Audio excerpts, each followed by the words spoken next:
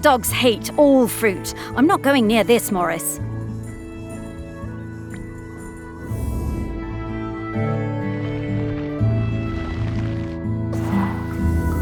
Okay, that's all of the mementos. Now what do we have to do? Wow, I'm getting a really strong scent. Well done. I should easily be able to sniff out... All right then. What do you need me to... Absolutely nothing.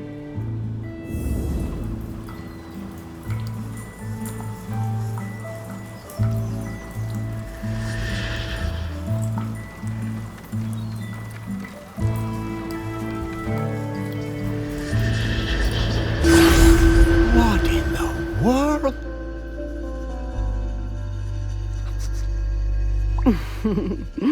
There's many. Those things. Yep. Yep. Those are all of Pete's fragments. I just need... Go get 'em, girl.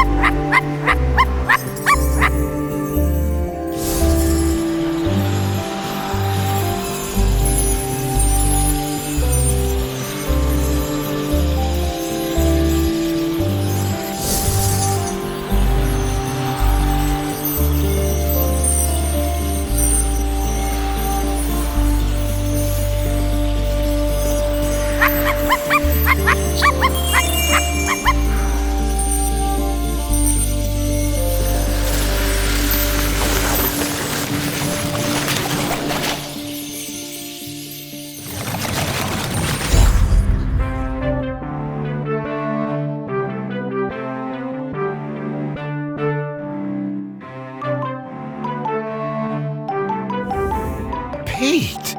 Oh, wow! It's really you! Well, it's me, Morris. Of course I remember you, Morris. It's lovely to see you. How's death treating you? Oh, Oh, well, you know, it's a bit jarring, but, well, I'm having a nice enough time. But listen, Pete, we've... The custodian? The person who communes with the island, yes? I've noticed the... Yes, well, that's the thing. Oh, me? To be the custodian? Oh, Morris, I'm flattered, but I don't think I'm the one for this job. I spent my whole life and my whole afterlife. Well, Would you want to come with me? I would. well, that's kind of you, but I do really need to help fight. I understand. Well, best...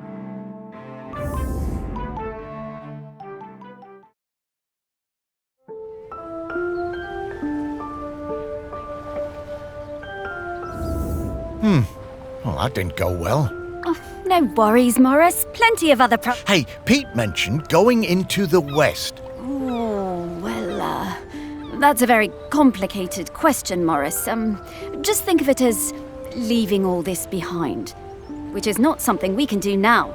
We need to go find Val. They're opening the sculpture park today. Oh, is that opening already? Time certainly does move a bit quicker once you're not in the world. Talking to people, it all feels so distant. Though, if I'm being honest, I suppose I was a little buried in the museum those last few years after... Oh, you weren't a ghost, Morris. That museum is full of life, and ghosts can't give belly rubs anywhere near as well as you did, trust me. Now let's get going. We're gonna find Val. Ah, yes, Val. I do feel a bit sorry for her, having her home. Maybe, but at least we have a laird who's interested in doing nice things for Shelmerston. Yeah, I suppose so. I was never sure about letting all those artists stay on Shelmerston, but I must admit that it...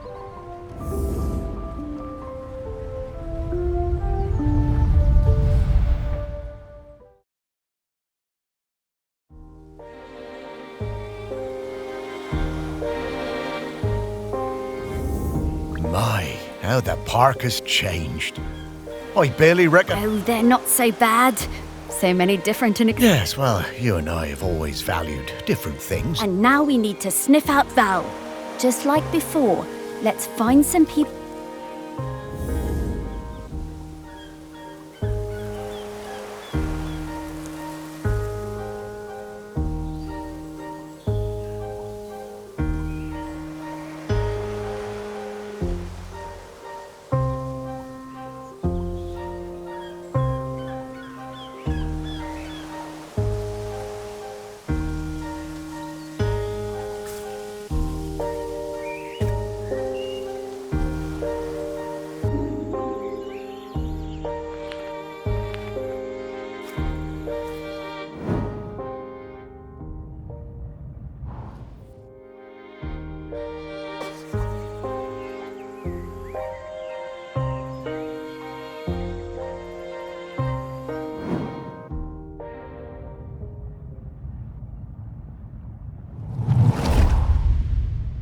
Gloves!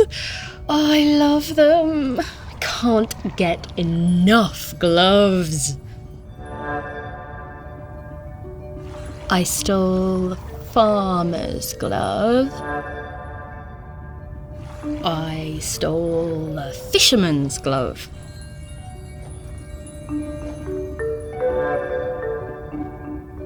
I saw that girl out in my woods, riding that strange bumpy beast around again. She really seemed to love that awful creature. This was an opportunity I wasn't going to miss. Lovely gloves.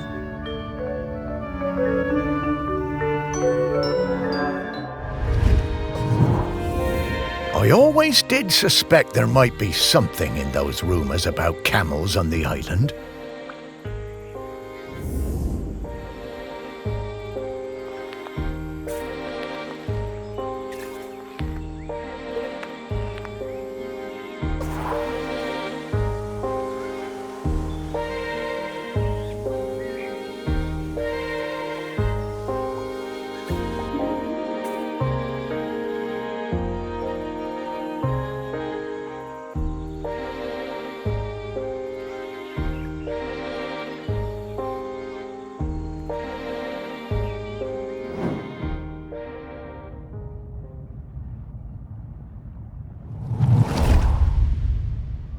last summer, before our GCSEs, Val and me spent a lot of time together, usually wondering how we could get our hands on something to drink.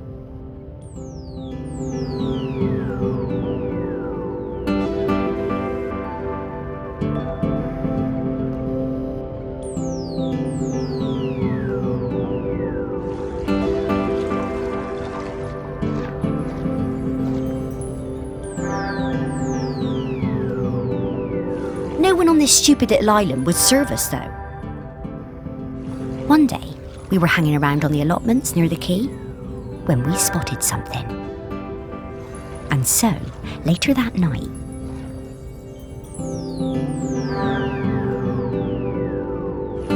we went into the woods behind Val's house to drink it, sitting on top of that ancient stone that they say protects the island. But there was no way we were going to get through it all. So we decided to bury the rest.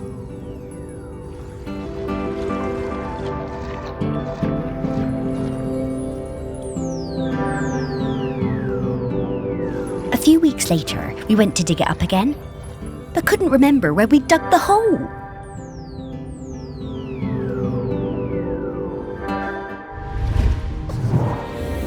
There is so much of our history buried on this island. Story.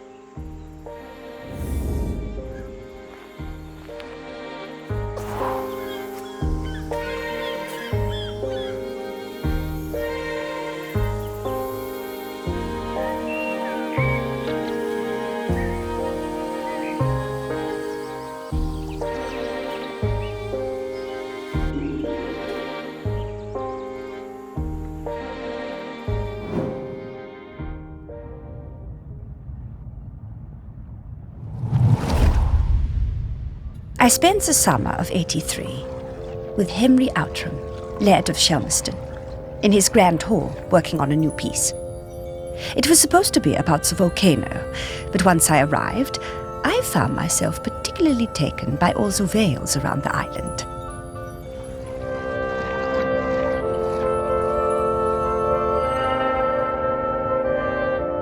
Henry was a delightful host, always excited to have us bright young artists around, and always ready with a charming question or a fortifying glass of something.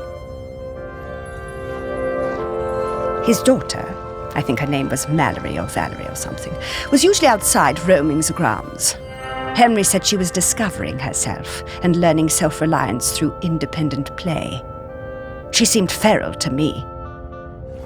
One day, I came across the perfect finishing touch to my sculptural masterpiece, but it turned out to belong to the wretched child. I tried to explain to her why I needed it, but she snatched it away and walked off.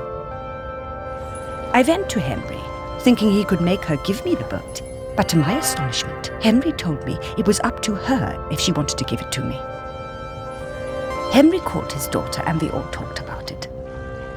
When Henry suggested that maybe I could buy the boat, her little eyes lit up. It cost me £200 for that little wooden boat, but it was worth it.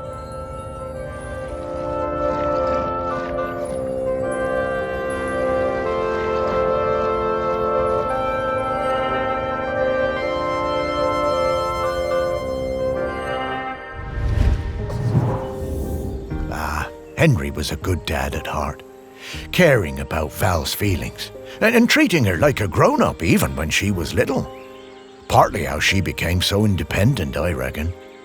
I know it was tough on him.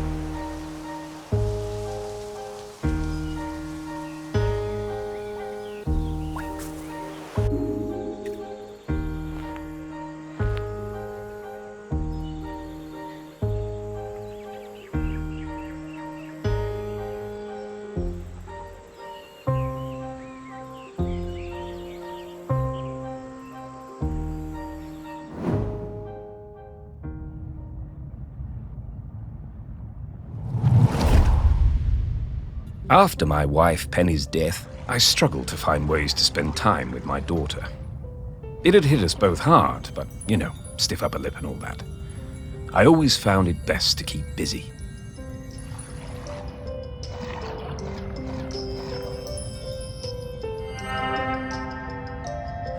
Looking for something we could do together, I bought Valerie a set of paints.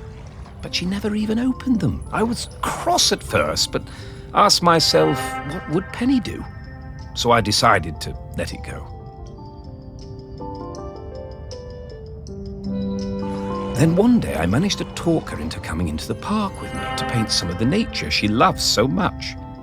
She wasn't very enthusiastic, but agreed to give it a try. It was a disaster. Valerie simply didn't have the temperament for painting. She had a huge, silly tantrum and threw all the paints away.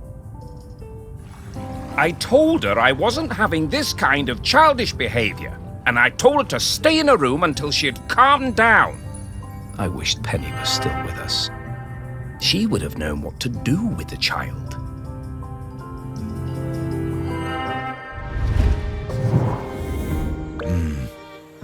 Very hard, that, to lose a parent.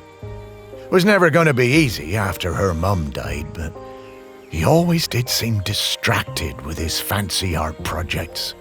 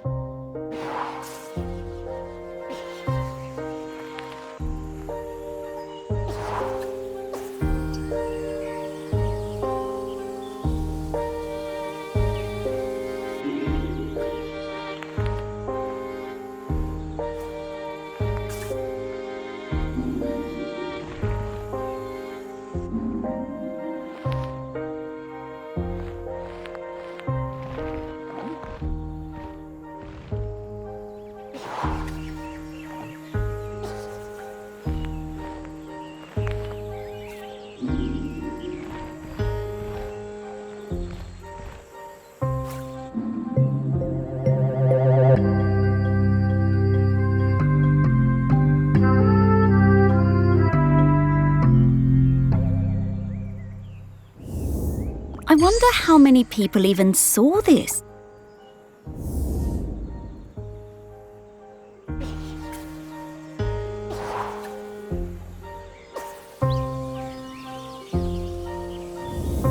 I'm getting the scent of Grenkins again, Morris. I'll pop up.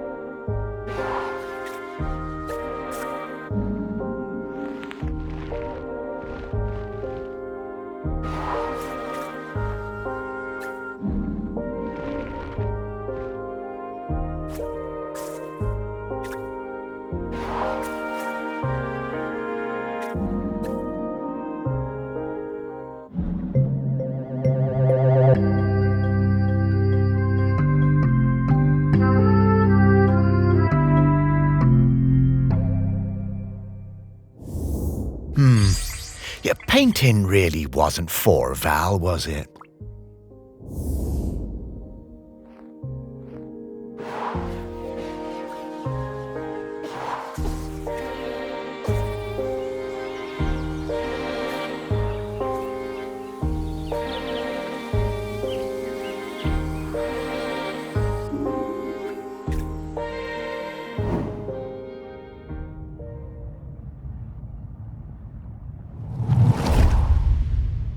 The famous sculptor Vernon Russet was working on a huge statement piece in my honor, a statue of a camel with my head.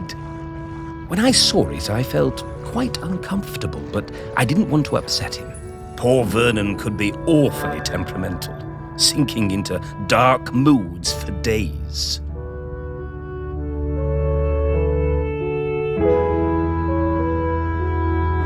The week before the public unveiling, Vernon had me visit the statue. He needed to make some final adjustments to the face. Valerie came along too. She looked like thunder. She hated that statue and wasn't afraid to show it. I couldn't help thinking how like her mother she was.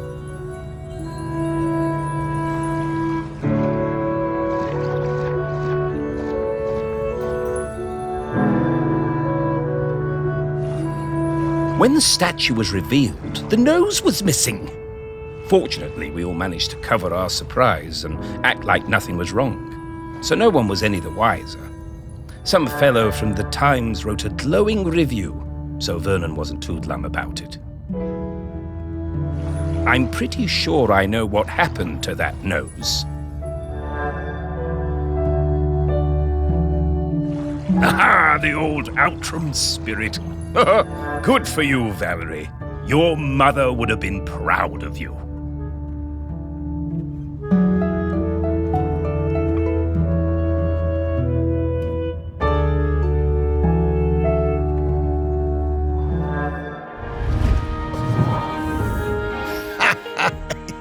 Yeah, Val told me about this. She had a whole speech prepared in case they figured out it was her who cut that nose off. But she never even needed it.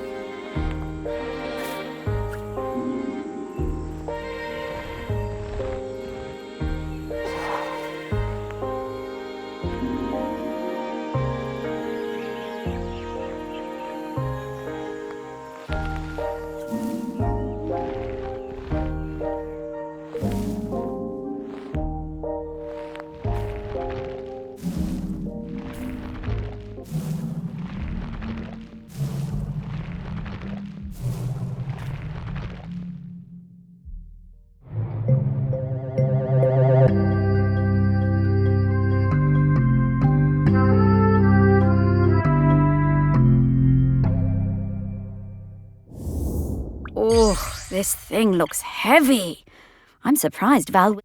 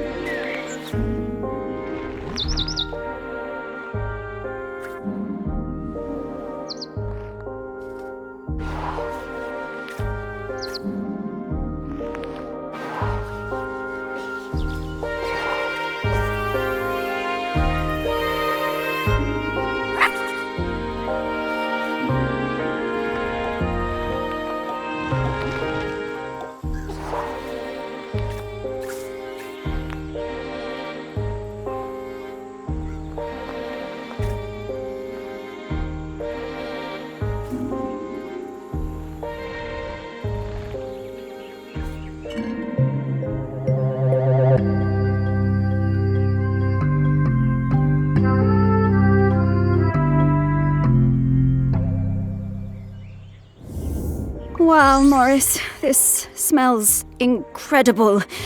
I'm getting scallops, I'm getting peaty bogs, I'm getting roast lamb. Woof!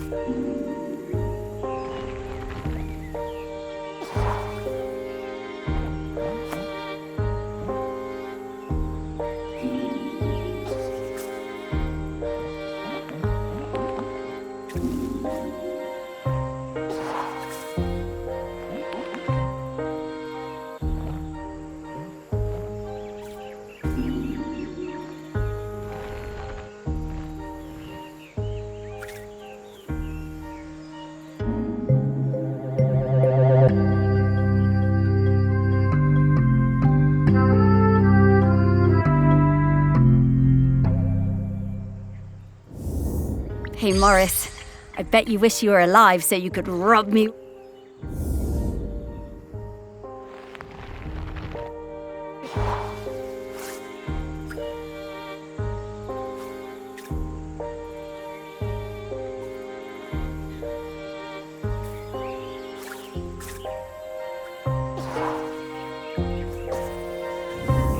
Oh, we did it! Oh.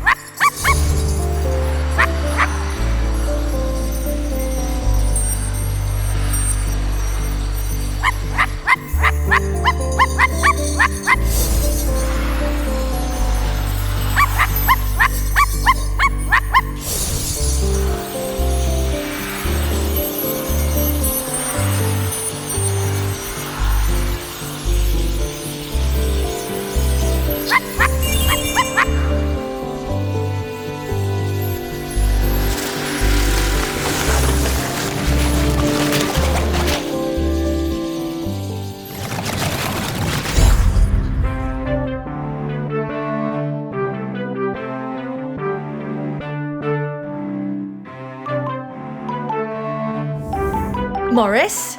Morris Lupton? Is that really you? And Sparky? Val! Oh, it's so good to see you again. You too! You're looking very, Yeah, dead. yeah. Hello, Val. And Sparky talks now. Death certainly has been strange. Well, we're trying to find a replacement custodian. You've surely seen Oh, yes. Aggie. Aggie is the Oh, well, then, yeah. Oh, Morris. Oh, you can do. I'm flattered. But those are enormous shoes to fill. And I'm not like you, Morris. I don't love this town like you do. And if I'm being... Oh, well, I'm sorry to hear that. Thank you. You too, Val. Oh, I'm sorry, Morris. We really need to keep this search up. That volcano is looking Come dark. back later, Morris. Oh, well, all right. Goodbye.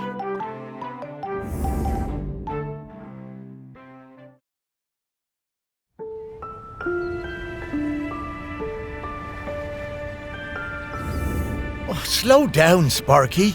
I need to get some things straight. No time, Morris. We need to find the next prospect. Well, it's just that I don't quite understand. We're looking for the custodian. Well, I get that bit, Sparky, but what does the Oh, well, it's hard to explain with your human words. part of the rock? Yes, the rock, and the sea, and the animals, and plants. And you give up being a ghost? Yeah. Well, a walking around talking kind of ghost. Stop being someone who can go into the West. It's Oh, wow. Oh, no wonder Val doesn't want to. Well, she really... I always thought there are those folks destined to be mayors and, I suppose, custodians. What? Small? I suppose I'm more like one of those island odd... Yeah. And they were always the visitors' favourites. Now, Ogden it is. I'm right back.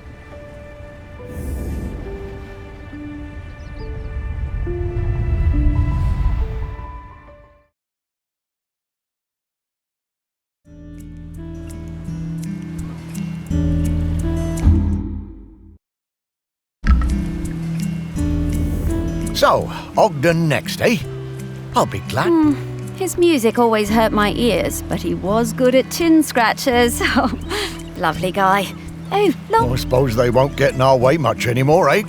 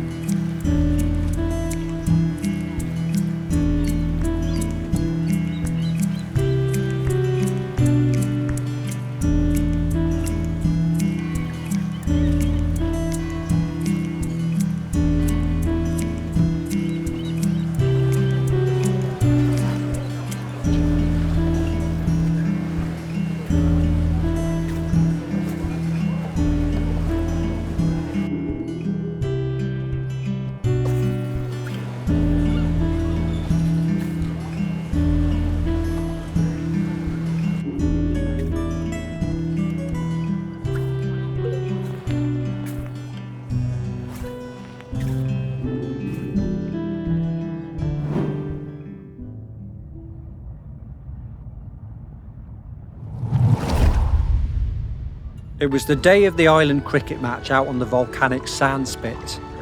We had lost to Appledore for the past 3 years and it was my first year as captain. I didn't want another loss on my watch. Ogden had just come back from New Zealand and told me he'd be up for it. I wasn't sure. I remembered Ogden from school. He was lanky and good in the field, but batting? Not sure. Ogden showed up with his own bat. He told me he'd won it in a pub in Dunedin and that it had belonged to a famous New Zealand player. I wondered whether I should put him into bat at all, but Ogden whispered to me that he'd been playing on deck all the way home. I knew Ogden wasn't a bluffer, but he was never the guy who got picked for the first team at school. Still, I had nothing to lose. Ogden hit a 6 with his first stroke. We went wild! And just when I thought it must be a fluke, he hit another, and another. He was a machine! Ogden hit so many cricket balls out into the sea that we had to stop play. We'd run out. It was a stunning win, and we carried Ogden back across the sand and into the Camel. Even though he'd won the match pretty much single-handedly, he insisted it was all down to the bat and plenty of practice. Ogden was solid gold. How's that? What a great day that was. And we've beaten Appledore every year since. Those poor chaps never did.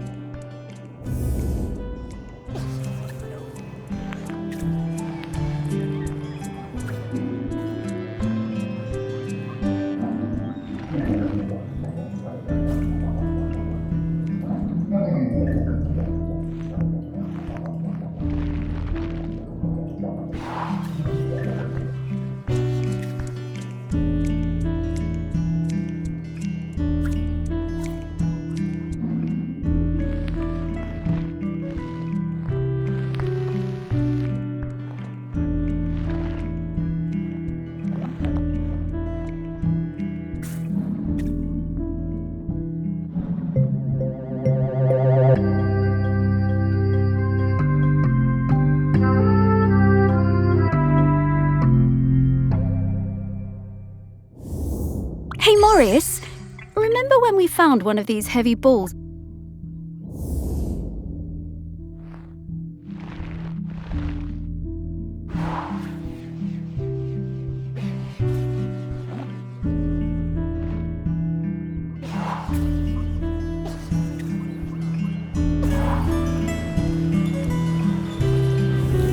I'm getting the scent of Grenkins again, Morris.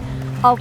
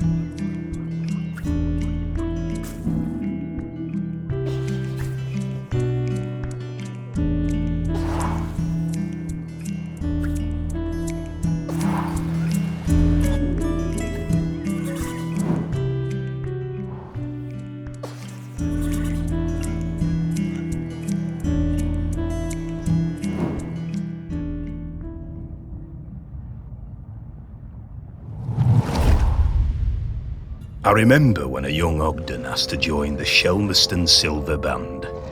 I recognised his talent immediately. He could play anything, that lad. Literally anything. Eventually he settled on the sousaphone, which he always insisted on playing with his lucky bronze mouthpiece. One evening after the Silver Band played a storming concert in the Camel, Ogden and Sally got it into their heads to go for a night swim in the harbour, young love and all that. Ogden left his mouthpiece behind, and when we came back the next morning to pack up, it had disappeared. It really rattled him. Ogden was worried he wouldn't be able to perform without it, but of course next time we played, he was just as good as ever.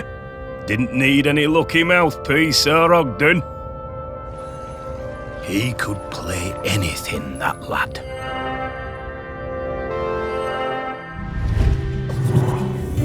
Ogden was so talented. A real virtuoso. Ah, speak for yourself, Morris.